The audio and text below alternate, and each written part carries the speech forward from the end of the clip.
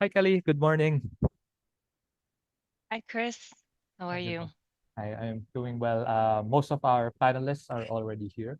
Lovely. And we're set to start on time, probably just a minute late so that we can have That's fine. more attendees. But yeah, we'll have you quite a bit at the top of the program just after the video message from Mayor Abby Binay of Makati City. That's great. Chris, just one question. Will I be able to share my screen in order to present a PowerPoint? Yes, you should be able to. I was just And testing and it said it was disabled, but maybe I need there, permission. that should work now. Okay, yep, But I have the option. Yeah, all right. I won't do it, but it looks like I have the option now. Yeah. Thanks, Chris. All right, great. Thank you, Kelly. We'll be starting in a Thanks. while. Thank you. Yep, no problem. Thanks.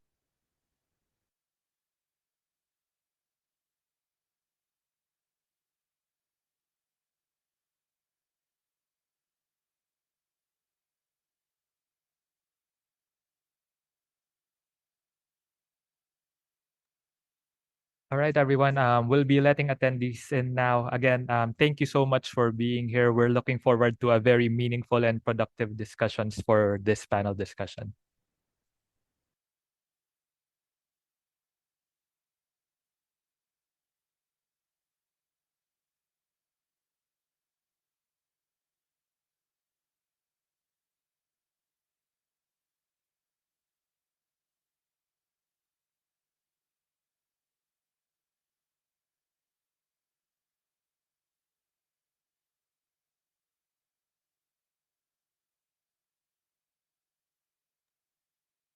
All right. Good afternoon to all our attendees. Welcome to this webinar on Youthful Urban Futures, Empowering the Youth Towards Safer and Sounder Cities.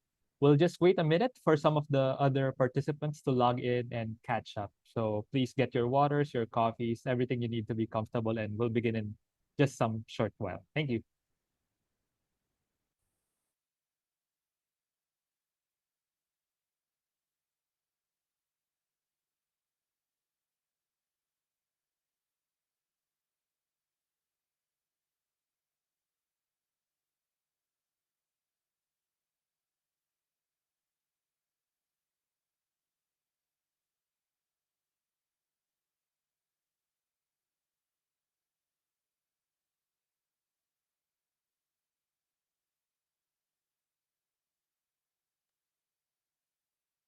Again, for good afternoon, everyone. For those who are logging in just now, welcome to this webinar on Youthful Urban Futures, Empowering the Youth Towards Safer and Sounder Cities.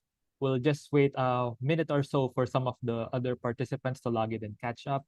We thank you for your time and we're looking forward to the discussions ahead. Thank you.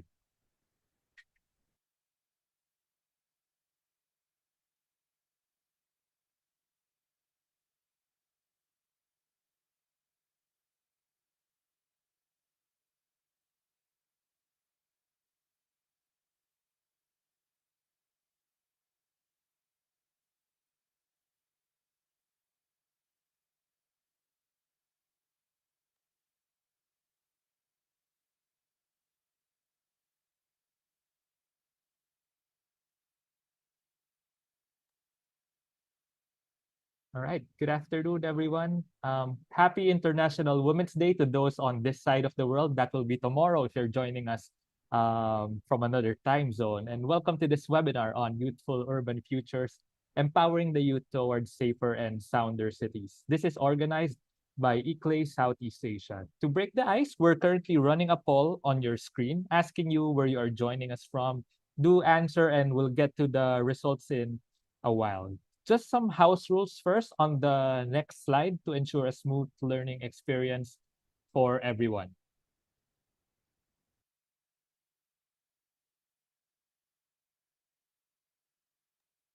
All right, for our house rules,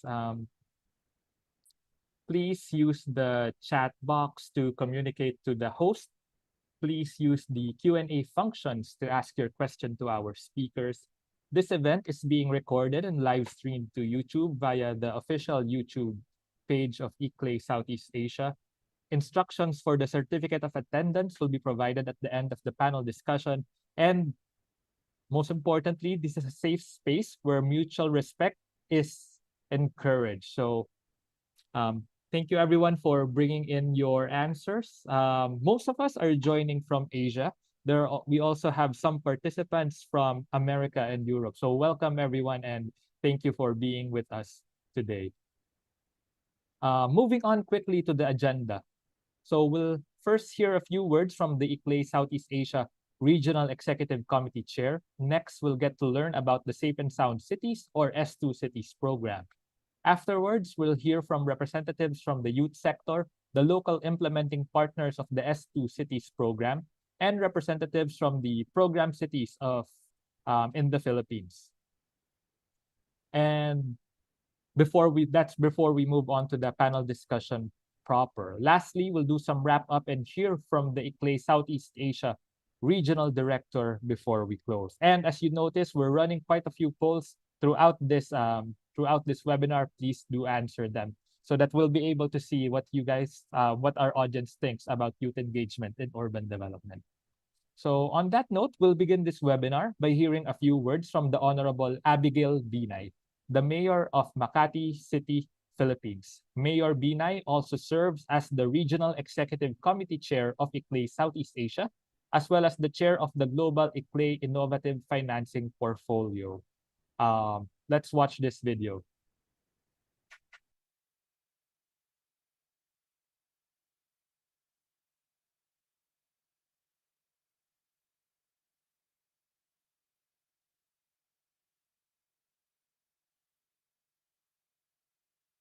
Good day, distinguished guests, esteemed colleagues, and other youth participants. I'm honored to stand before you as ICLEI Southeast Asia's representative to the ICLEI Global Executive Committee and as someone who deeply values the innovative spirit of our young people in shaping a sustainable future. In my role, I have the privilege of chairing the ICLEI Innovative Financing Portfolio and serving as a Regional Executive Committee member, positions that allow me to witness firsthand the transformative impact of empowered youth in our global community.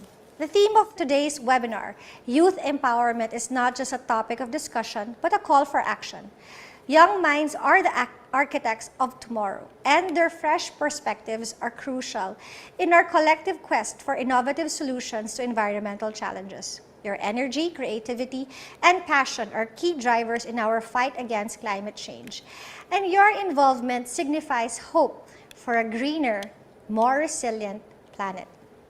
In our journey towards sustainability, the role of the youth is indispensable. You are not just future leaders, but present-day change makers, capable of advocating for impactful environmental policies, pioneering sustainable initiatives, and inspiring communities to adopt eco-friendly practices.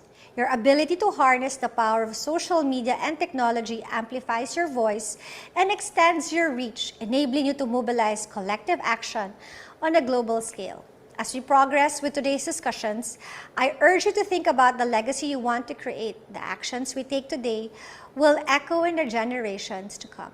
I challenge each of you to envision a world where sustainability is not an option, but a necessity, where your innovative ideas transform into tangible solutions, and where your commitment to the environment sparks a global movement towards a more sustainable and equitable future. Let this webinar be more than a learning experience. Let it be a launching pad for your initiatives, a forum for your innovative ideas, and a network for collaboration. Together, we can turn the tide, championing sustainable development and empowering communities to rise to the environmental challenges of our time. In closing, remember that your contributions are vital to our planet's health and future. The energy, enthusiasm, and fresh ideas of the youth are the most potent forces for change in our world. Embrace this opportunity to make a difference, for in your hands lies the power to shape our world's destiny. Thank you, and I look forward to the inspiring discussions and innovative ideas that will emerge from this webinar.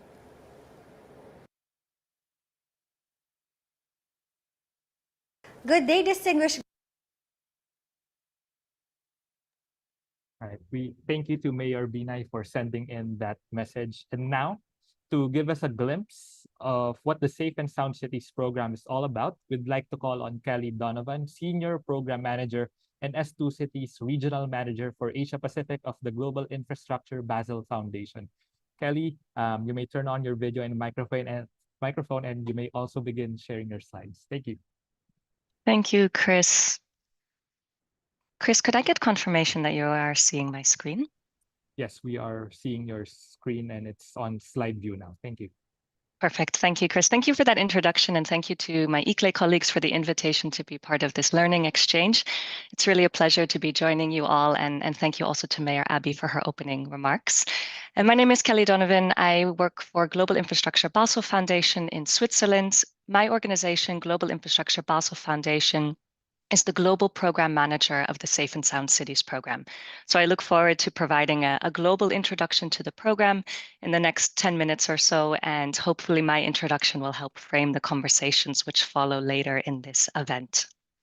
Briefly about my organization, GIB, Global Infrastructure Basel Foundation. We are a nonprofit organization in Basel, Switzerland. We have been existing for about 15 years. And our mission is to mainstream the transition to sustainable and resilient infrastructure. And so we envision a world in which investments in social, economic, and physical infrastructure lead to inclusive, sustainable, and resilient communities. And engaging with young people, empowering young people is a strategic pillar of our organization. We believe that young people are the most affected by some of the challenges that we are seeing in our world today, and are the leaders of a future that is sustainable and resilient. So that's why the Safe and Sound Cities program is very important to our organization, empowering young people to lead forward for sustainable and resilient futures. Now, within the Safe and Sound Cities program, as I mentioned, my organization is the global program manager. And what that means is that GIB has designed an approach for the program together with other stakeholders. We've designed a theory of change. We've received funding for this program. And in turn, my organization partners with other organizations around the world to whom we grant the funding to implement the activities on the ground. Now, the S²Cities program at the global level aims to improve young people's safety and well-being in urban environments. We are targeting young people between the ages of 15 to 24 years old, living in secondary cities in low and middle income countries in the global south. And the key stakeholders include, of course, young people, as well as local governments, civil society organizations, private sector, community actors, academia, and so on. And the overall impact, which we are hoping to achieve with the program, is that urban environments are safer for young people on a personal, societal, and environmental level. The program piloted in 2021 in 2 cities, in Bandung, Indonesia, and Envigado, Colombia. The program expanded to 4 more cities in 2022, 2 cities in Ecuador, Cuenca and Ambato, and 2 cities in the Philippines, Baguio and Naga. And this year, we are hoping to expand the program to more cities, depending on available funding. Briefly, in terms of how we recruit cities to join the program, this is a process that is led in close partnership with ICLEI. We launch a call for applications. This is an example from 2022 when we were recruiting 4 more cities. And in this call for applications, we explain a bit to cities what they can receive by being part of this program, and also what we are asking cities to contribute to the program. So there are some prerequisites which we ask cities to allocate in order to join the program. And in return, cities can benefit from capacity building, they can benefit from rehabilitated infrastructure, and they can benefit from working with young people to develop initiatives to address urban safety that benefit not only young people in that city, but all of the community and all residents. So if you're interested, these slides will be shared afterwards. You can take a look at our 2022 call for new cities. But really, we are looking, as I mentioned, for secondary cities that are committed to empowering young people, that have a dedicated commitment to supporting young people, and are willing to provide the prerequisites which we ask for in order to join the program. But more details is in that brochure, which we will be sharing after this event. I want to mention that the S²Cities program consists of over 20 organizations around the world. These are the funding and the managing partners. We have, of course, my organization, GIB. We also have Fondation Botnar, who is the program's primary donor. So the funds for this program at the moment are philanthropic funds coming from a Swiss-based foundation. We also have a grant manager and administrative partner, Swiss Philanthropy Foundation, also based in Switzerland. At the global level, we also have experts in communication, monitoring, evaluation and learning, placemaking, relational well-being, research. All of these global partners work together to advise our local partners and collaborate with our local partners. And at the local level, in every program city where the S²Cities program is implemented, we partner with a regional branch of ICLEI, Local Governments for Sustainability. So that's ICLEI Southeast Asia in the case of Indonesia and Philippines. And we work with ICLEI South America in Ecuador and Colombia. And ICLEI is a key partner for us that facilitates communication with the government, helps establish an official agreement for us to start the partnership in order for us to implement the program. And ICLEI really serves as a key intermediary point of contact to facilitate coordination and communication with government. Also, in every program city where the program operates, we partner with a local nonprofit organization that is an expert in youth engagement and capacity building. So in the case of Naga, we are partnered with the We Solve Foundation, and in Baguio, we are partnered with the Cordilleran Youth Center, and I believe you will be hearing more from these organizations later in this event. Now, I also want to highlight that the program does not have a set or a list of predetermined safety issues which we are seeking to address with this program. The safety issues are determined and decided locally by design of the program.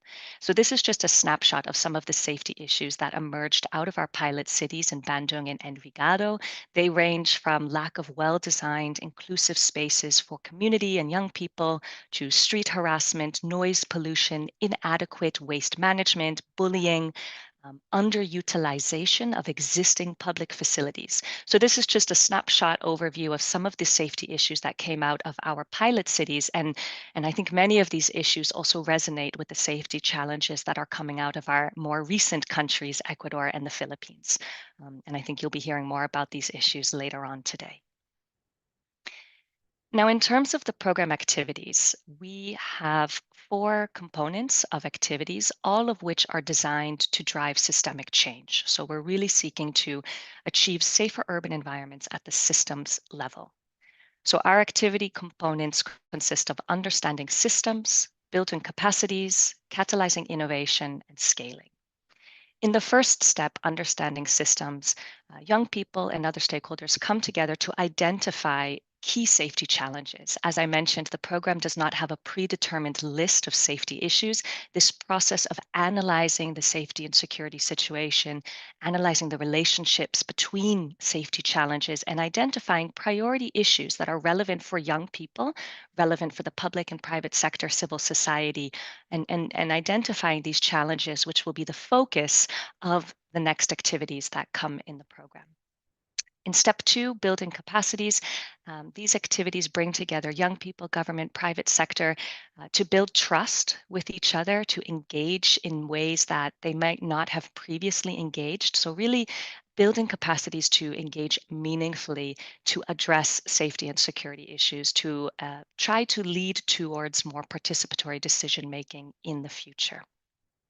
Then we move into our catalyzing innovation stage. So having identified priority safety issues, it could be waste, street harassment, whatever is locally relevant, having built capacities, skills, knowledge, networks in step 2, our young people and our other stakeholders move into an innovation phase where they co-create, co-design an initiative that will be implemented to address the safety challenge. So this innovation challenge, it can take the form of a multi-day hackathon or ideathon. It could be spread over a few months where young people go through mentoring, refinement, pitching. But the output of this component is really that there are some winning initiatives that will move forward for implementation. And then finally, we come to scaling systems. So this is where we're really connecting the lessons learned from implementing youth-led innovations across cities, between young people in cities around the world, to really speak towards policy level changes and systems level changes. So we organize many events and exchanges to try to scale the work that's coming out of these activities. And I'll also mention that the methodologies for all of these program activities are determined locally by our partners. So they are diverse across our different cities. One learning event as part of our scaling systems component that I'll briefly highlight was our global convening, which took place in October 2023 with the help of virtual reality. We were able to engage over 500 attendees across our program cities, such that young people cities were able to talk to each other from Ecuador, Colombia, Indonesia in a carbon-friendly and a sustainable way. I will also briefly highlight the Youth Innovation Hubs, which is a key output of the S²Cities program. In each program city where we work, the governments allocate a public-owned facility or space to the program, which is then rehabilitated and equipped with program funding. And so we have physical infrastructure spaces that come out of the program to host the program activities, which I had just mentioned, and also have lasting impact. So these youth innovation hubs are meant to outlive the legacy of the Safe and Sound Cities program and be a place designed with and for young people where they can come together and continue to express, create, and innovate. So just a brief snapshot of the transformation of the Youth Innovation Hub in Baguio. Here you can see the before and after pictures, an interconnected set of 3 rooms donated by the city, which has turned into a very warm and welcoming space for young people and other stakeholders. In Baguio, they've also designed a mobile youth hub, so complementary to that stationary youth hub, a youth hub on wheels to bring program activities to outlying neighborhoods and engage a more diverse range of participants. Here's a snapshot of the Youth Innovation Hub from Cuenca in Ecuador, which has taken the form of a podcast studio, a recording studio, where young people have come together and created their own podcast in which they talk about safety and security issues.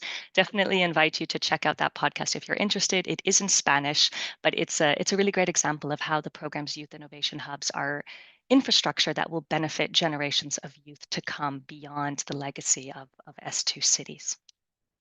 Now, I know that I need to wrap up, so I want to briefly highlight some of the youth initiatives that are coming out of our cities around the world to give a taste of what types of innovations the program is helping to empower. Here in Bandung, we have the Rhino Initiative, which aimed at revitalizing neglected public infrastructure and creating inclusive spaces. So you can see the before and after transformation. Before there was public infrastructure under a highway flyover bridge that had unfortunately been neglected and had been turned into an informal parking lot with abandoned facilities. Now, the youth initiative brought not only infrastructural improvements to that space, improved lighting, designing a football field, a new mural, but also brought a cultural program of events and activities to breathe life back into this space. And very recently, this initiative became recognized as an official non-governmental organization in Bandung, Indonesia, with the name Kami Ruang Ketiga. So this is a great example of how the youth initiatives are designed to scale and be sustained beyond the first pilot intervention. So this NGO has a very strong youth membership base, and in partnership with government will continue to bring its placemaking revitalization efforts to a variety of public spaces in Bandung. I also want to highlight this example from Bandung, the Amreta initiative, which had the goal of establishing a circular organic waste facility. So organic waste, inadequate facilities to manage organic waste was an identified safety issue in Bandung.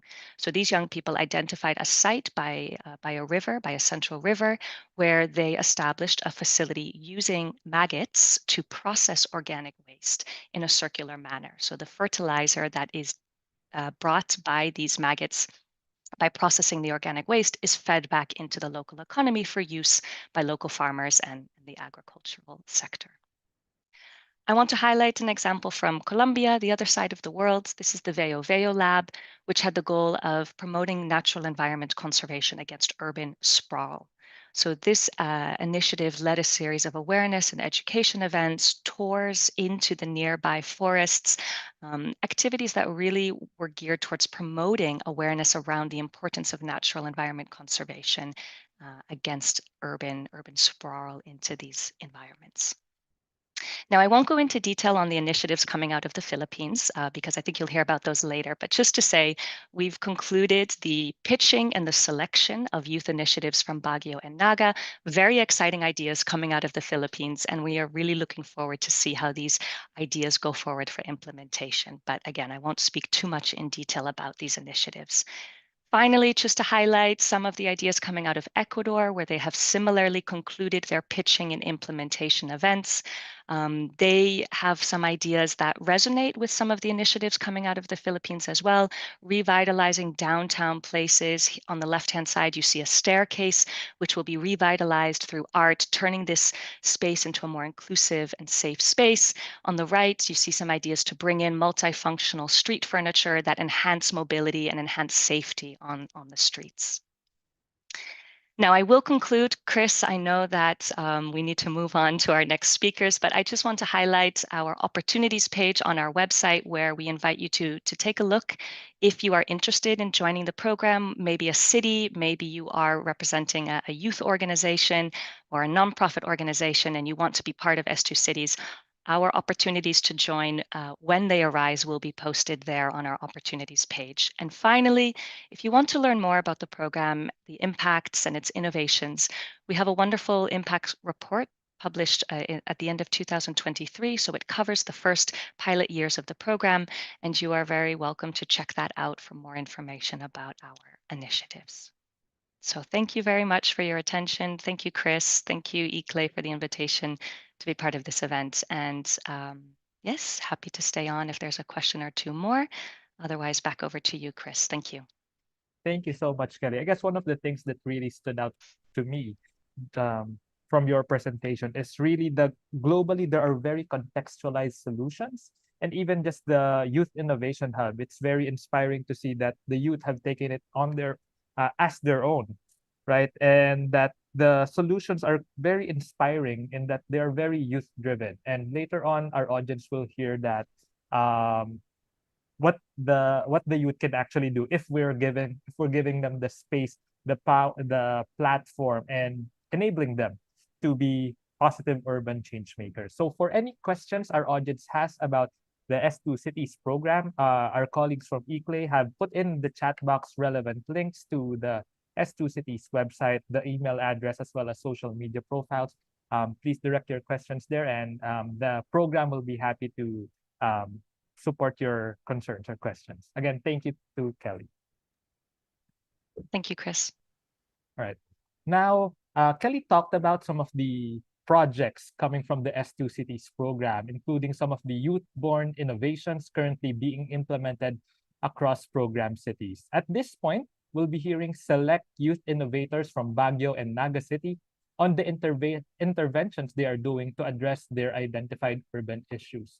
First up from Baguio City is Audrey Nicole Pahayahay. Audrey is the president and founder of Sulong Bayan Baguio, a youth organization centered on altruistic volunteerism.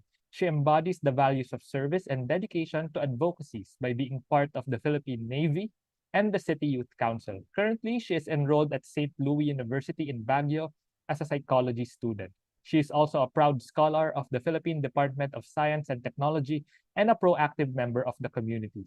Today, she is leading the construction of the first pet park in Baguio City. Through her diverse experiences and commitment to making a safer and sounder Baguio, Audrey is seen as both a dreamer and a doer. Now, Audrey, in 1 to 2 minutes, can you please tell us about your urban safety innovation? Please turn on your camera and microphone. Thank you, Audrey. Over to you.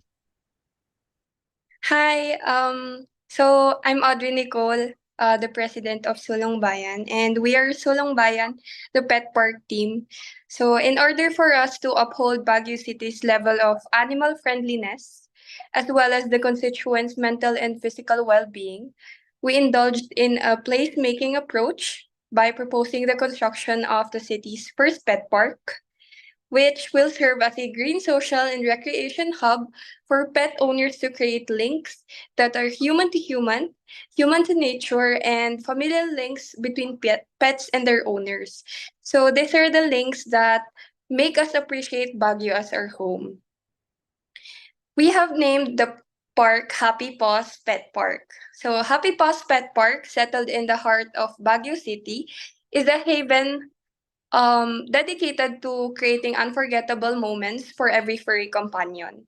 The park offers features and amenities that are fun, engaging, and can increase the physical activity of visitors.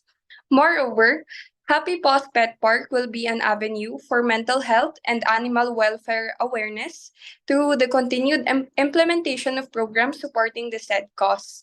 Right now, we are currently in the construction phase, and hopefully by next month, we will have our opening. So, to share some interesting facts about our project, is that most of the pet owners, according to the study to the survey that we have conducted, are from the youth sector.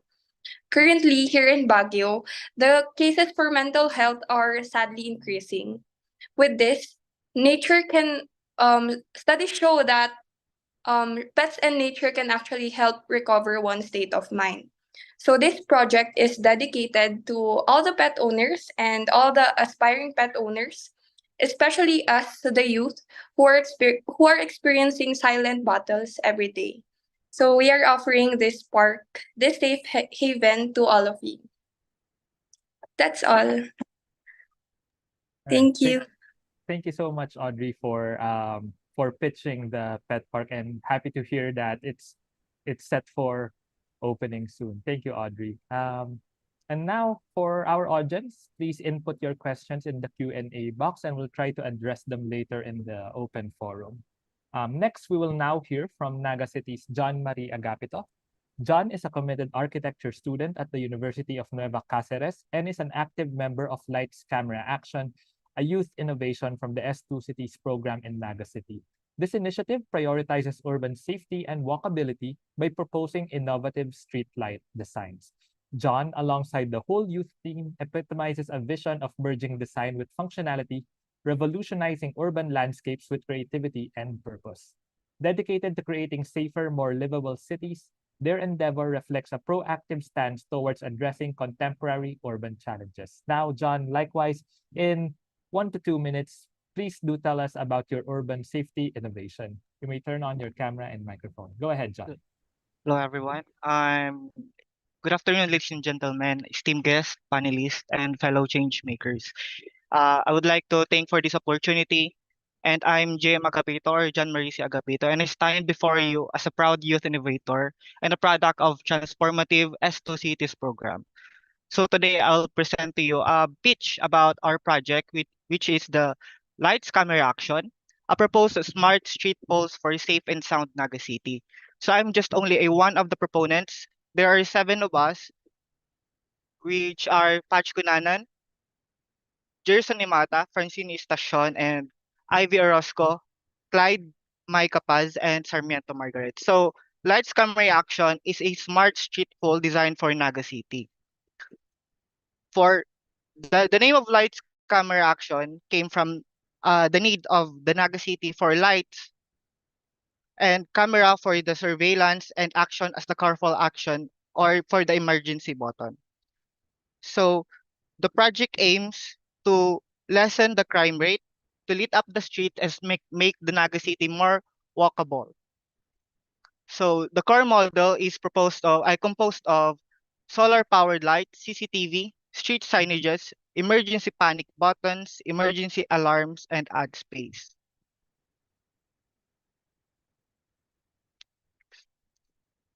So the ultimate goal of this project is to help the city of Naga to be the best version of itself. And that's all. Thank you. Thank you very much, John. Now, again, to our audience, if you have any questions for John, please feel free to put them in the Q&A box, and we'll try to address them later in the open forum. At this point, Kelly, if you could still stay behind for a few short while. Now we're calling on the rest of our panelists to join us on board. To our panelists, if you can kindly turn on your camera so we can have a group photo.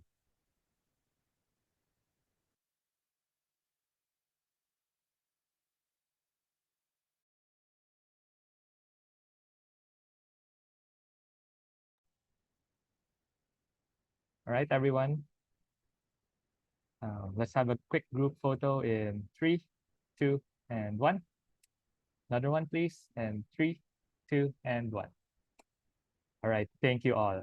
Now for our panelists, please keep your cameras on. I'll be introducing you one by one onto our discussion.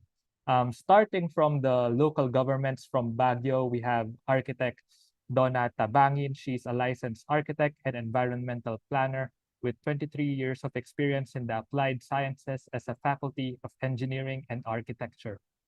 She recently joined public service as the City Planning and Development Coordinator of Baguio in July 2020. She currently leads the office, which is in charge of the formulation of development plans, comprehensive land use plans, project development and monitoring, urban master planning, and creative design for the city. From Naga, we have Samantha Nicole Foliante. Sam currently serves as the youth officer of the Naga City Youth Development Office. Her journey in public service began through her participation in the Naga City Youth Officials Program in 2016, where she served as the City Youth Legal Officer, inspiring her to contribute to community development. Previously, she honed her communication skills as a news and content writer and social media manager at the City Events, Protocol, and Public Information Office. A proud city scholar, Sam graduated from Ateneo de Naga University with a BA in Communication, and where she also hopes to complete her law degree. From the local implementing organizations of the S²Cities program from Baguio, representing the Cordilleran Youth Center or CYC, we have Patricia Joan Daloria. Her previous work experience include being the chairperson of Baghari UP Baguio chapter, which is a gender rights movement, a spokesperson of Women Working for Justice and Peace Network, and a member of the Inabuyog Gabriela Youth in University of the Philippines Baguio, a young women's organization. She is currently a project staff of CYC for the implementation of the Safe and Sound Cities program in Baguio. And from Naga, we have Dominic Nobleza. He is a dedicated community organizer spearheading initiatives for the Metro Naga active transport community. He also manages the Safe and Sound Cities program in Naga City on behalf of the We Solve Foundation. So again, to our panelists, welcome on board. We'll immediately get started with our questions to our local government representatives.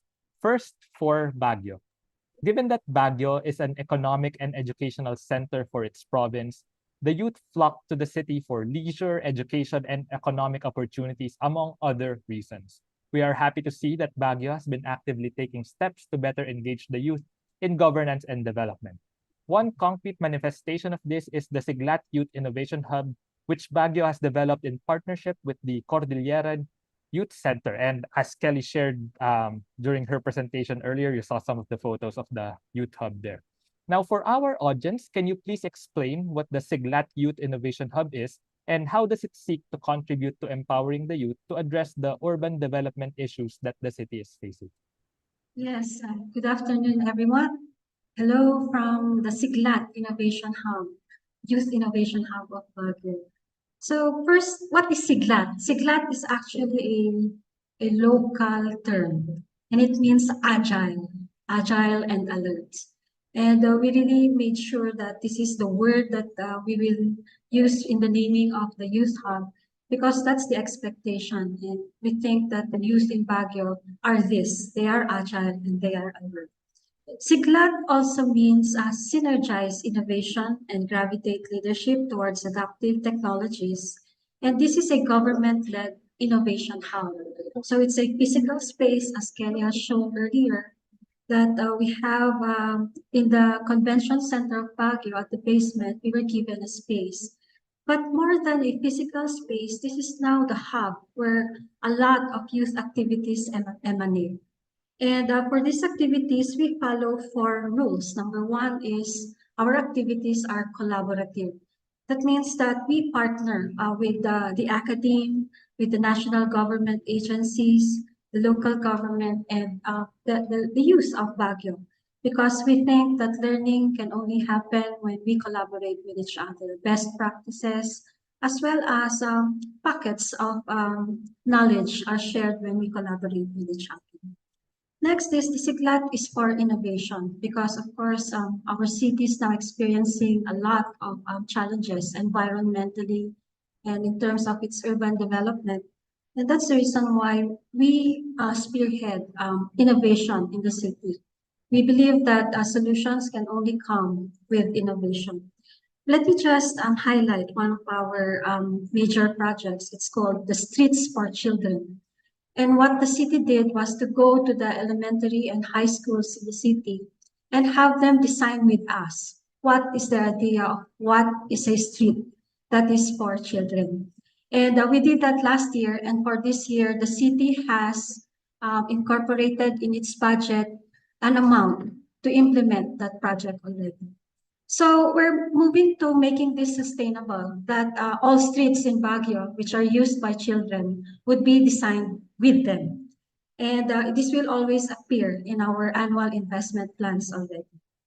Third, SIGLAT is about leadership and immersion because the youth are the leaders of today and of the future. And of course, one of the things that we aim is that we teach them and we make them realize that they are indeed leaders. And we immerse them because they are now partners in decision making for the city. So we've been working with universities and high schools in their research works, and we make sure that whenever they need problems from the city, we share it with them because we think that working with real world problems are the best way to learn, especially in their researches. Fourth, SIGLAT is about mentoring.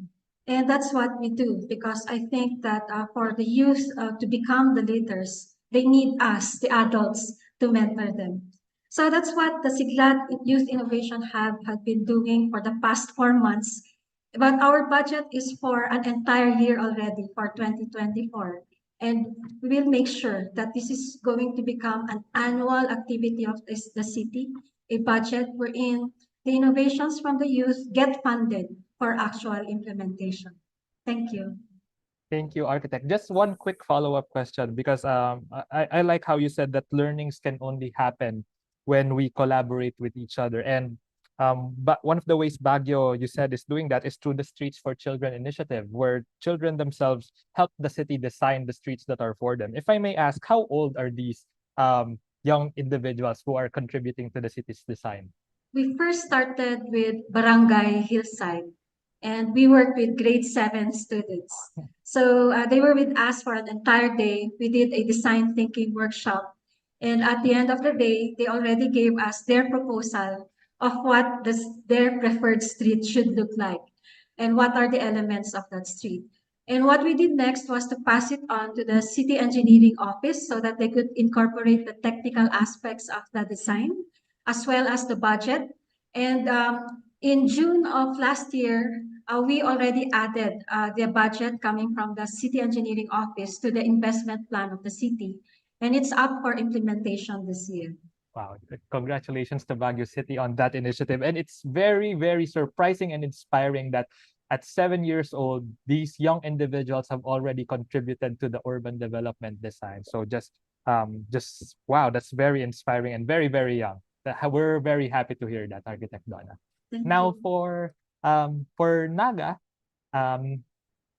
Naga City is a model for people's participation and empowerment in governance. One of the ways it institutionalizes this is through the Naga City People's Council, where people's organization and civil society organizations can meaningfully participate in local committees, councils, boards, task forces, and legislation, from the conceptualization all the way through the evaluation of city projects, activities, and ordinances.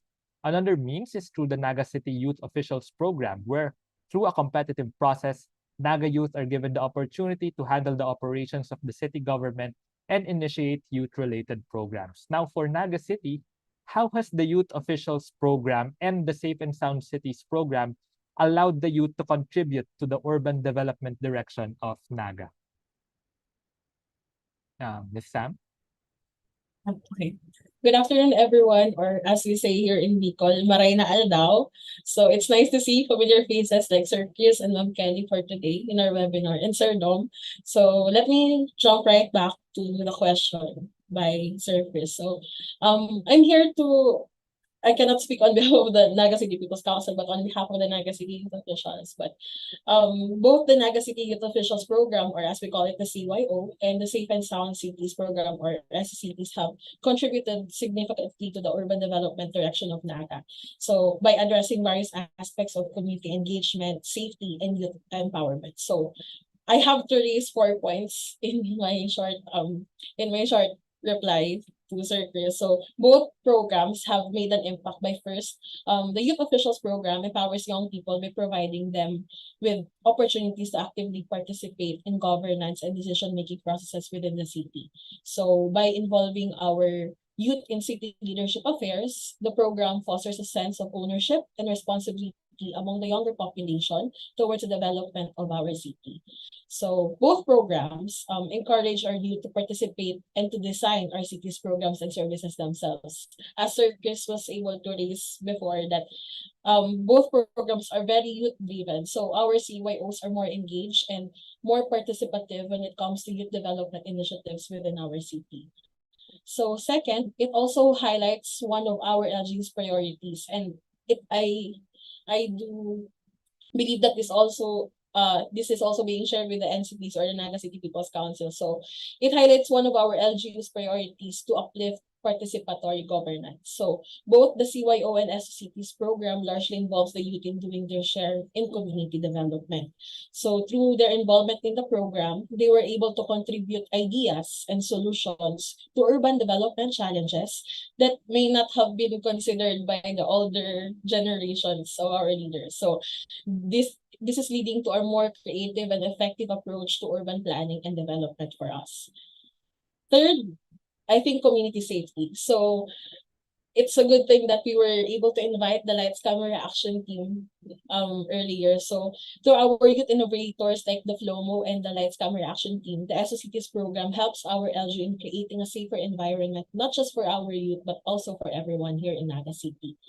So lastly, and it's very important for me personally, the capacity building opportunities. So both programs offer valuable training and capacity building opportunities for young people. So equipping them with skills in leadership, public speaking, project management, and community engagement. So these skills are not only beneficial for the individuals involved, but also contributes to our overall human capital development here in the city. So I hope I have answered.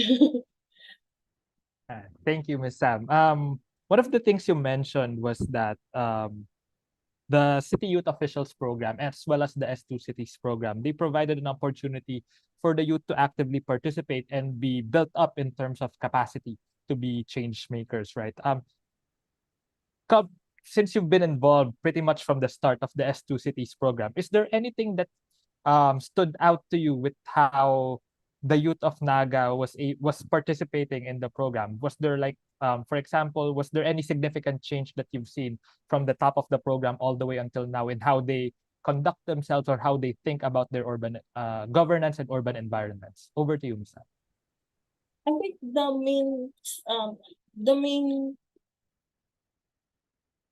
standpoint, if I could call it, the main thing that the pattern that I have recognized while interlinking the CYO program and the S²Cities program is that there is this sudden rise of engagement with our youth. So at first, while we are just starting with the S²Cities program, I think Sir Doms can attest to this, but as we were just starting with the S²Cities program, so there's only a considerably few number of people that or youth that were able to attend our meetings. Then it increases largely over time. So I guess it's evident through our photos on Facebook if we were able to post any. But for us, it is a large factor to consider that it means that our youth is more engaged right now. While there is a significant number of youth leaders here in Naga, but for the longest while, I have observed that through the S²Cities program and through the CYO program, we were able to have more participants joining our activity. So it's really hard at first to announce or to publicly announce or to get participants for various youth programs that we were able to host in the city. But through the S²Cities programs, through the programs offered through the S²Cities programs and our usual participants, our CYO. So we were able to provide more training for them, and at the same time we were able to grow a large number of youth leaders outside the CYO program to participate in these programs. Thank you, Ms. Sam. And I guess that's also a testament to how if you provide, is it they say if you build it, they will come, right? If you provide them the opportunities to build up their skills, to actually have a meaningful say in the way their cities run and the way their cities are designed, they will answer the call. So that's a very inspiring sharing, Ms. Sam. Thank you.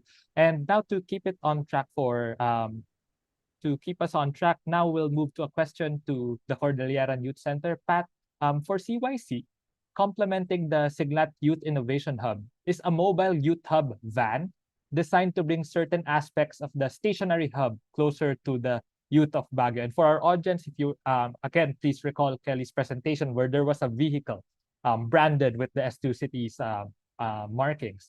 Now, can you share more about what the Mobile Youth Hub is and why this mobile intervention is important in the context of Baguio? All right. So as a product of the participation of the local government unit of the city of Baguio, we were able to have the Youth Hub, which is located at the Central Business District or the CBD of the city. But the city of Baguio has over 100 barangays. So it's the city is quite small, but it has over 100 barangays, with several of them being far from the center or from the town, the CBD, where the youth hub is located. So as such, the Cordilleran Youth Center was able to conceptualize the mobile youth hub to accommodate more youth and allow them to participate more in the implementation of the Safe and Sound Cities project. So there are also the mobile youth hub goes to these different barangays and to the different schools that are not located in the center, in the Central Business District, to engage with them. So in actuality, it is a vehicle, as mentioned earlier, that goes to these places within Baguio City and provides a setup that mimics the youth hub. So although we cannot really mimic what's inside the youth hub because they have their heavy equipment and stuff, we try to engage with the youth through art, music, games, and free-flowing discussions about the safety issues in their barangays, in their schools. Actually, some of sad stories from our mobile youth hub experiences are there are students asking for pepper sprays from us because they're getting bullied in their school. So although these are elementary students, so we can't give them the pepper sprays, what we do is we try to assist them to go to their guidance counselors, to their teachers, to the proper authorities, so that they can resolve these issues that they are experiencing. So that's one of the stories that I can share from the Mobile Youth Hub. So we provide them with the materials for this, and we try to engage them in conversations, especially those related to safety and security in their barangays or schools. So it's the Mobile Youth Hub. It also brings, for example, campaigns with it. So one of the photos provided a while ago is during the Mobile Youth Hub in Session Road, which is a major tourist destination here in Baguio City. And we put the Mobile Youth Hub in Session Road during the International Human Rights Day. We put it there last December 10, so that we can celebrate human rights with the youth. So they also played music. They made their own calls, their own art relating to human rights. They did chalk art, etc. So all in all, that's how the Mobile Youth Hub is designed. Thank Thank you. you, Pat. Um, So a couple of points there, right? It allows more youth to participate even if they're not able to go into the physical city center. And I guess that's a reality for many cities that the farther you are from the city center, the less access to resources that you have. Do you know of us from your experiences with the Mobile Youth Hub? What was the farthest village or barangay that it was able to go to in Baguio? And what was the reaction of the youth there? The farthest, I'm not really sure, but I think it was in Easter College. I'm not really sure what the farthest is, but I'm aside from the fact that if you're farther, it gets more difficult to go to the center. Also, if you're younger, it gets more difficult because you'll have to be accompanied by a guardian, a parent, before you can travel to the town, to the CBD. So we've engaged with young people, as in elementary students, and they were really very excited. They were asking, when will you come back? I hope you can come back again. They actually didn't want to return to their classes. They just wanted to stay there and play. So it's heartwarming, and yeah, that's our experience with the Mobile Youth Hub. Thank you, Pat. And it really speaks to how this is wanted and needed by societies that are really Yes. far away from city centers. Thank you, Pat. Now for We Solve in CYC. Hold on. One of the upcoming outcomes of the S²Cities program in Naga City is the possible institutionalization of the co-design approach used in the development of the Naga Youth Hub. By institutionalization, we mean that it should be, or it's planned to be, it's wanted to be standardized across all government functions when it relates to public infrastructure. Now, Dom, can you walk us through how We Solve worked with the youth in co-designing the Youth Hub, as well as the reception of the Naga City youth and local government towards the co-designing effort? Yeah, good afternoon, Chris. Good afternoon, Kelly and Jemmy and all the rest of the panel, especially our friends from the Baguio. Today I'm honored to share with you the incredible journey of collaboration, transparency, and inclusion that we embarked on co-designing, co-creating the Youth Innovation Hub together with our youth and the city government of Naga. So our journey began by helping the primary users have a shared vision of what they really want the Youth Innovation Hub to become. So at from the outset, we prioritized the voices of Naga City youth, recognizing their invaluable perspective and ideas. So we have had a co-creation workshop held in the city government last May, and here this was the space where the youth voices were not only heard but valued, because we got their inputs for the furnitures, what kind of furniture should we buy, what fixtures, what equipment should we purchase, what designs, what the actual design of the youth hub should be, and the services that should be there in the youth innovation hub. So throughout the process, we leverage on online platforms like the Miro board for fostering ongoing input regarding design, aesthetics, and these elements.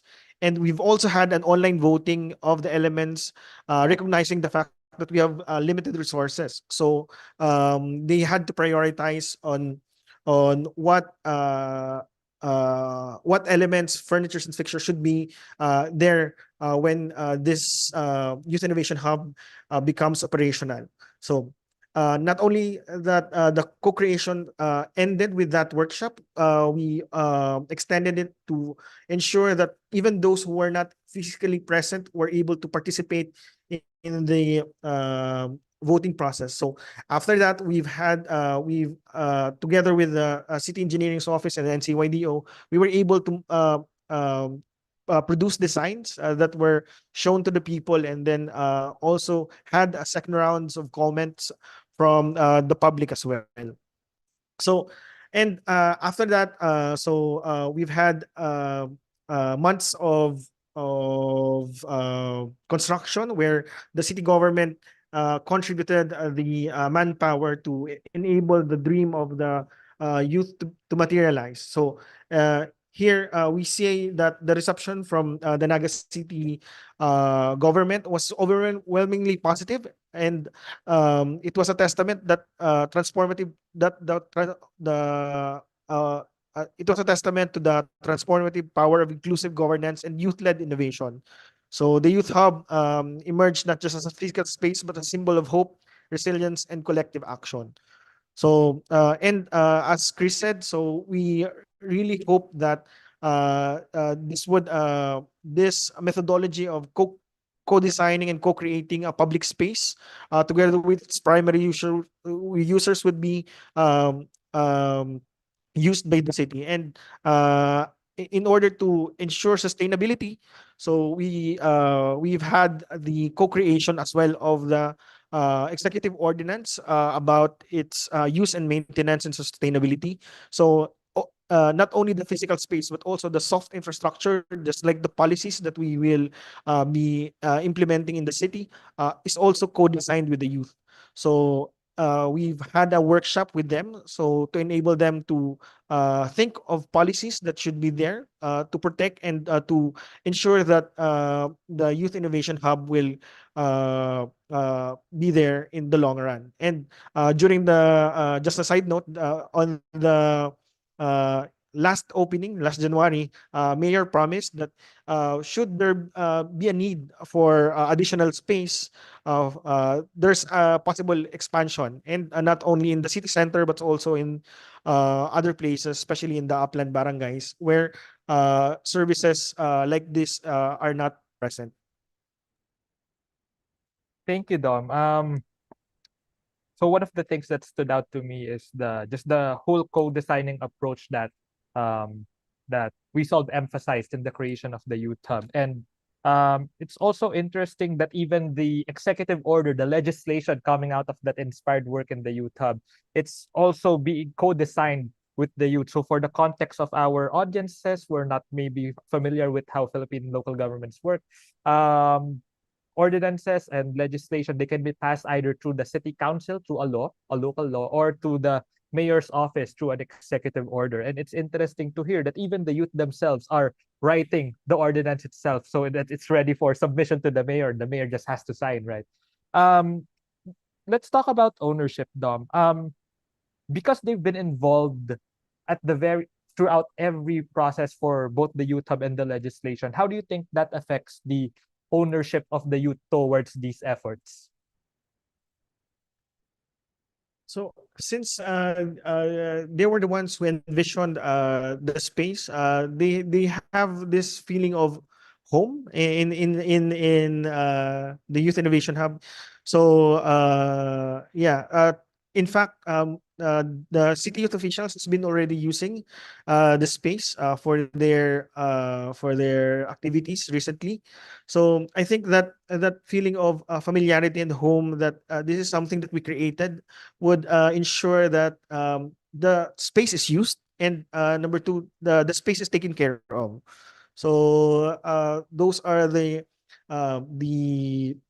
advantage in terms of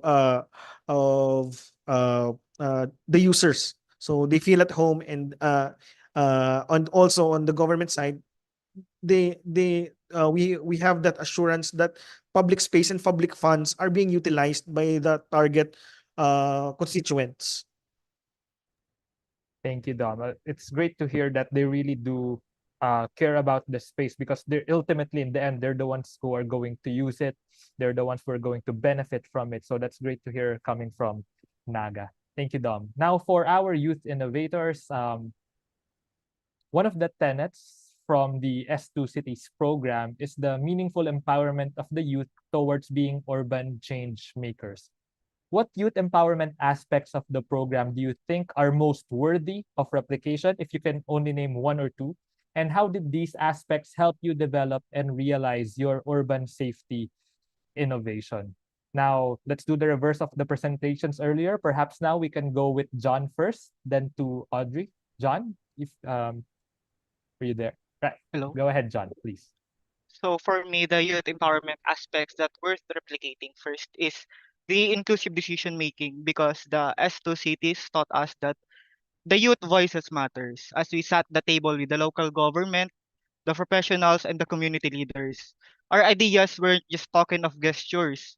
They drove actions. So by replicating this inclusive decision making process that involves young people in policy decision making, urban planning, and safety audits, we're not just beneficiaries. We feel that we are not just the beneficiaries, but we are the architects of change. And next one is the design thinking mindset. As the program nurtured our creativity, we learned that the design thinking or framing problems, ideating, prototyping, and suddenly, safety wasn't a distant concept. It was a blueprint waiting to unfold. So by replicating also this mindset shift, we can encourage schools, universities, and civic organizations to embed design thinking in curricula by letting young minds reimagine their cities. That's all po. Thank you. Right. Thank you, John. Now let's head on over to Audrey for her answer. Audrey, what about you? What do you think are the noteworthy aspects of the program worth replicating, and how did these help you implement or create and implement your urban safety solution? When we entered this program, we weren't expecting to win at all. We just dreamed for a pet park, and we thought that maybe the program could do it for us. But then during the workshops, we slowly realized that maybe it really is possible. We just had to willingly attend, listen, and genuinely learn it all. So, firstly, I think that the mentorship really is an essential tool to create leaders who are guided. So, this program offered mentorships, several mentorships during the workshops, and we're really grateful for having been blessed by professionals who gave their time in ensuring that we are informed. So their insights really helped a lot.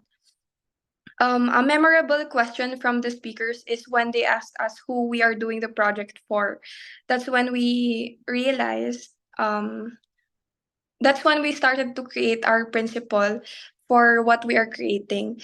Also, another noteworthy lesson is when Sir Philip talked about the strategy of thinking backwards in a way that we will be guided in the formation of the project idea and proposal if we'll start with the end results in mind, or the end results that we are envisioning. So the countless revisions may have been exhausting, but the knowledge picked up while doing so is definitely worth it. We had a lot of bumps with our project, and every pitch we did, we took note of every speaker's suggestions and saw that no project is perfect. So secondly, the access to resources, my favorite part. Joke lang. And the only thing I can say about this part is that nobody does it like the S²Cities program. I think that the government and many other community serving organizations can learn a lot from this program. Because there are so many Filipino youth who are promising but lack the avenue or opportunity to showcase their talents and capabilities. So lastly, the organizers, we would like to give our thanks to the CYC for always supporting us and for encouraging us to attend and do better. They handled the S²Cities program here in Baguio so well. So I believe that the program's process and design, and most importantly, the outputs shown is enough reason for it to be replicated. And when that time comes, maybe we'll join again. Thank you so much, Audrey. I guess from John and Audrey sharing, if I could just point out, what they mentioned was it's not a matter of the physical intervention that will be funded or supported by any organization, right? The things they pointed out are leaning more towards the soft side of the equation, inclusive decision making, the capacity building activities for decision making and mentorship from experts who can help turn their ideas into reality. I guess that's some of the top of mind concerns of the youth, is that how do they um, how do they make their ideas better? And then the question of how then do we make these ideas into actual physical reality, that can come second. But if you give them the platform to improve their skills, to have a say in how their or environments are shaped, they will come through and they will answer the call. So thank you to both John and Audrey for that quick sharing. Now we move on to some of the questions from our registration. So just as a quick rule, since we're quickly running out of time, if any of our panel, please feel free to just jump in and give your short and sweet answer to any of these questions. First, what makes engaging with the youth unique versus other stakeholders that you are engaging with? And I guess this applies especially to the local governments, as well as, of course, CYC and WeSolve. If you have any thoughts on what makes the youth unique versus other stakeholders, please feel free to jump on board.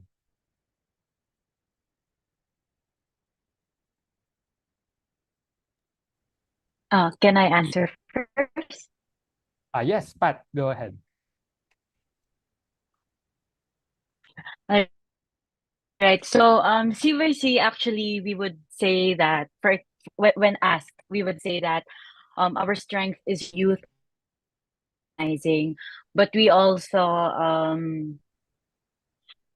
have conversations with the elders, with other stakeholders, etc. With the youth,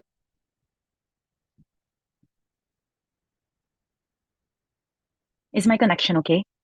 Yes, it's clear now. Go ahead, Pat. All right. All right. With the youth, they always have so much energy, and they always have we always have so much energy when engaging with the youth. And as youth, we think that our ideas, for example, the CYC, when we're discussing among ourselves, that our ideas already innovative, they're already out of the box, never been done before. But when you engage with more youth, when you try to open a discussion to more youth, to other like sectors of youth, the women, the indigenous peoples, there's always still something new. Like the youth never run out of ideas. They never run out of ideas, and they're really not afraid to go out of the norm, of the status quo, when we deal with them. That's it for us. Thank you, Pat. So energy, ideas, and they're unafraid to let their voices be heard. That's good to know. We have time for one more answer from our panelists, if anyone cares to jump in. Going once, going twice. Otherwise, I'll move on to our next question. Here's another one. How can we convince our leaders, our city leaders, that the youth should be given relevant and meaningful roles in urban development? Tough questions all around, I know. So how can we convince our city leaders, especially those that are traditional thinkers, that that the youth can be part of it? We have a hand from Kelly. Kelly, please go ahead. Thank you, Chris. So I'm, of course, speaking at the global level. I'm not a local person from our program cities, but I think something we strive for when we engage in partnership with governments is to build trust that it's worth investing in pilot interventions from young people, and to see how they can scale and to see how they can be sustained. So, not necessarily thinking, hey, we're going to change the system with one innovation, but let's see how we can start supporting the young people in trying out their ideas, getting on board, building trust, different stakeholders and different organizations as that initiative goes forward. And from there, we have a platform where we can really turn to other leaders and decision makers and say, hey, we've had great success with this. Let's see how we can scale it. So I think having those discussions together with ICLEI, a key partner here, with government when we are first looking to expand the program to new cities and understand from the government side, hey, what does your current engagement with young people look like? Where can we build some trust? Are you committed to trusting in the process, starting with some pilot interventions and seeing how we can scale and just empowering young people along that way, start with something and get the ball rolling there. So Chris, it's I think for us it's a conversation that really happens with governments and trying to also document that through the form of an official agreement, starting to influence budget flows. Ms. Donna had mentioned how the city is committing really amazing amounts of public funding to see these innovations going forward. And so on the one hand, it's a conversation, trust building. On the other hand, starting really to influence policies, budget flows, really institutionalizing some of these agreements and letting the momentum go forward from there. Thanks, Chris. Thanks, Kelly. So start small and then snowball it from there, right? If you have a foot in the door that, hey, if they're thinking, hey, the youth can do it, and then it just suddenly starts to snowball to something bigger, something more meaningful each and every time that cycle comes around. Thank you, Kelly. All right. I guess this is for Baguio, coming from the city planning office. There's a relevant question here in terms of urban development planning. At what level should the youth be involved in urban planning and urban development? You involve them in all levels because they are users of the space. They are part of the city system. That's why this is what I learned from S²Cities is that the youth offer a different viewpoint, how a city should be designed, how a city should be planned. Because as I've said earlier, they are the users of that space, so they have a more intimate relationship with those spaces. And for us, the technocrats in Baguio, we seem to think that we know how to design spaces for people, when in fact it should be a design that's done by both. So the S²Cities project has actually bloomed in Baguio because it's not just involving the youth in urban development projects, but they are now sitting in our councils and boards. So our city mayor had us invite them so that they could be part of the decision making too. Because we want to get out of tokenism, that we listen to them, but that's the end of it. But they should be part of the discussion as well as decision making. And it should be them who will look towards making sure that these projects, these programs are being implemented by the city. So they should be involved in all levels of urban development. Thank you, Architect Donna. You mentioned there the term tokenism.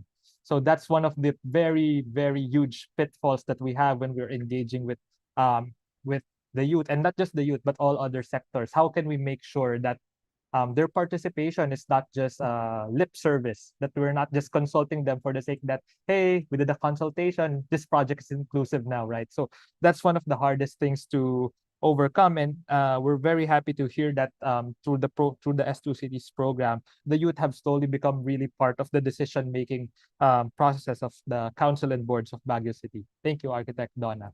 And I guess this one I'll throw on over to Miss Sam of Naga City. Since we were having this conversation earlier, maybe we can expound on it some more. When we are talking right now, it seems that the youth are really just 100%. If you give them a platform, they're go, go, go. They'll be on board immediately, right? But unfortunately, reality is it's not always the case. Sometimes other responsibilities get in the way. Sometimes they're just not interested because they've been so uninspired by what has happened to their voices in the past. Ms. Sam, for Naga, what do you think are some of the key ways to make sure that the youth are interested to be part of governance and urban development? First of all, I think in that aspect, I think the Naga City Youth Development Office has been very lucky to have very active youth youth participants in every program. But at first, we didn't really started like that. So again, the S²Cities and the CYO program have been a really big part of, or has a really big factor in helping us attain this kind of large participation from the youth. So for us here in Naga City, I guess what we did is we really involved them in the process. So it's very similar to, I think, what the other panel have said earlier. I think it's from our panelists from Baguio that we have to involve them in all systems when it comes to design, from the design thinking to community listening sessions. I guess what keeps our youth engaged and very active in participating is they knowing that their feedback is being given a certain, or being given certain attention, or the LGU has to be very responsive about their needs. So it's very important. I think this stems back to the participatory governance part, that um, whenever someone has to give or has to provide their feedback or concern back to the LGU, I guess the LGU, or even our partners such as Resolve, really has to pay attention to what they have to say and have to implement whatever the feedback we have been receiving from our youth. So that's what keeps them engaged. I think, if I'm making myself clear, but I think that's the only advice that I can say about it, Circus. Like, if you keep the youth very engaged, and if they feel like what they are trying to say, or the feedback that they are trying to raise, is being addressed, it keeps them engaged until the end of it. So I think, um again, our panelists from Baguio was able to address this kanina, like, um having having mentors around, or having programs that um gives our youth the opportunity to address their concerns, really has a big impact in engaging them actively in our programs. Thank you, So Ms. I guess Sams. that's it, sir. Please. Thank you, Ms. Sams. Again, it's that tokenism, right? And ensuring that their voices are not just documented on a piece of paper as meeting proceedings. Rather, it's just really ensuring that these are meaningfully used to Yes. guide the direction of the city. Thank you, We Ms. never Sams. say noted here in Naga, so we always have to say that it is noted and with a specific response. That's great. Never say noted. All right, Kelly, you have your hand raised. Yeah, I just have something to add again from the global perspective. You know, when we are looking to expand the program to new cities, and we're looking to find new partners with whom we can work, something that we really value is partnering with youth-led organizations. And I think CYC and We Saw Foundation are great examples of this. I mean, we can look at the faces that are on the screen here, and we see the youthful energy, we feel it. And I think, we really look to partner with consortiums of implementing organizations where youth leadership is really present. And so not only just the youth that are engaged in the program activities, but who is really leading the implementation of the program, thinking about, okay, what are our methodologies for bringing the activities to the local level? And I think having young people in decision-making places within the implementation itself, not only just as beneficiaries or participants, I think is a key consideration. And I can also say the cities that we've been working with, Miss Sam, Miss Donna, I know that a lot of young people are even within the government positions that are partnering on this program. And that, I think, is a hugely important consideration when thinking about how we can move beyond tokenization to really bringing youth voices for decision making. Thanks, Chris. Thank you, Kelly. On that note, Dom, I think I'll throw the last question for this panel to you. Um, in terms of your experience, how do we avoid that tokenization? Any specific methodologies that you can share to our audience? Just one on how we can ensure that youth participation, the harvesting of outcomes from the youth, is meaningful. Number one, multiply yourself. So what do I mean by that? So look for group mates or organizations that are in line with your vision as well, or your advocacies, because um, engaging with the local government is tough. You cannot do it alone. So you need to have your group. You need to have people with like-minded who are like-minded, and then who has as youthful as you, so that you can avoid those pitfalls of not of being tokenism. And also now that you've gathered your troops, so look for champions within the government. So at least for our program, the youth in the as in implementing safe and sound cities, we were able to find champions within the government, especially those who are in the same age brackets as us, because they are facing the same realities as us. So Sam, Gian, so we are over the same age, and then even the counselors. So we have those peoples, and make sure that you have champions in the um, uh, legislative and in the executive side, and also look for uh, mentors who have been youth as well, who knows the youth issues prior to you were born. So that's why we have mentors like Dave, Archie, who have been youth leaders when they were young,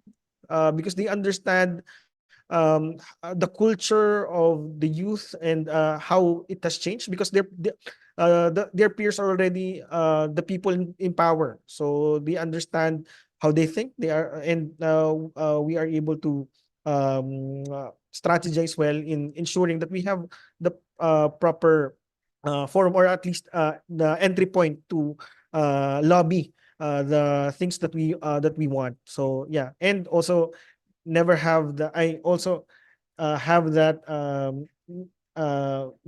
youthful energy. So because that it will entail long hours, or more time of engagement. And there will come a time that you won't be listened to, but keep coming back. So because that resilience and youthful energy will keep you uh, uh, uh, motivated, and then there will come a point that the opportunity will present itself when you are consistent and resilient in pushing forward your advocacy together with your group mates and your champions. Thank you, Dom. So again, multiply yourself, search for champions, look for former like-hearted youth leaders. They may not be young now, but they're still young at heart, and keep that youthful energy. Thank you, Dom. Thank you to our panelists. Unfortunately, that's all the time we have for our panel discussion. Thank you to everyone for those great insight, and thank you for our audience for sending in those questions. Now, to keep us on time and to summarize everything that we've discussed so far, I'd like to call on my colleague, Christiane Jemmy Santos, Senior Project Officer of ICLEI Southeast Asia. Jemmy, from all the wonderful conversations that the panelists have engaged so far, which aspects of the discussion stood out to you the most? Thanks so much, Chris. Hi, everyone. Good afternoon. It's such a meaningful and fruitful discussion that we've had. Of course, we're very grateful to all our panelists for sparing their time and to share all their experiences and knowledge as part of the S²Cities program. So good afternoon, everyone. As we conclude this insightful panel discussion, I'm really pleased to reflect on the wealth of knowledge and experience shared today. Our exploration on the Safe and Sound Cities program in Naga and Baguio, and of course our other participating cities, has illuminated crucial intersection of youth-focused initiatives in urban development. And so we saw that in all the practical examples hearing from our panelists. So throughout the discussion, we've delved into the core principles of the S²Cities program, which seeks not to only enhance the safety and well-being of young people, but also to understand and transform urban systems for the better by building capacity within the systems and fostering youth innovation. S²Cities aim to address critical challenges and pave the way for safer and more inclusive urban environments. So we see that into the collaborative activities, that it's learning only happens when we collaborate with each other, as experienced in Baguio. We also saw the experience how co-design approach has emerged and has sparked an interest in the local government by institutionalizing it into their governance processes. And so this valuable insights provided by our esteemed panelists have underscored the importance of collaborative efforts in driving positive change and really bringing in all the sectors of the city, especially young people and government and also private sectors that help shape innovative actions and make it into really solutions being created in the city. So from community engagement to policy implementation, we have witnessed firsthand the power of collective action in shaping the future of our cities. So this is just the beginning, and we know as we move forward, we carry all the lessons learned from today, and we see a lot of interest from our audience, from other students as well who have innovative projects and ideas that they want to put forward. We hope that you get the courage to speak with your public officials or partner with a community organization that will help you, will mentor you, and develop that project of yours. So let's continue to champion initiatives that prioritize safety and well-being of our youth. Together, we can create cities that are not only safe and sound, but also vibrant and inclusive for generations to come. So thank you to all our distinguished panelists, Kelly from Global Infrastructure Basel Foundation, our city focal offices from Architect Donna of the Baguio City Planning and Development Sustainability Office, Ms. Sam Fulante from Naga City Youth Development Office, representing Sir Dada, Johan de la Rosa, the youth head of the office, and of course our partner local grantees, Dom from WeSolve, Pat from CYC, and our energetic youth innovators from Baguio and Naga, and of course my colleagues from ICLEI Southeast Asia, and all our participants for your contributions and enriching this dialogue. Your questions may not be answered, some of it during the webinar, but we hope to reach out to you to respond to your questions that you have provided in the Q&A box. So may our collective efforts propel us towards a safer and sounder future for all. Thank you, everyone. Thank you so much for that wrap-up, Jemmy. And I'm sure it was a challenge trying to wrap up every point into just a few minutes. Thank you, Jemmy. Now, to formally close off our webinar, we'll hear some words from Mr. Victorino Aquitania, the Regional Director of ICLEI Southeast Asia. Sir Vic, over to you. Thanks, Chris. Good afternoon to everyone. So you've heard from Kelly on what the S²City is all about. I hope it generated some interest in the cities that are participating here. You also heard from the cities, Baguio and Naga, and how they are committed to continuing working with the youth.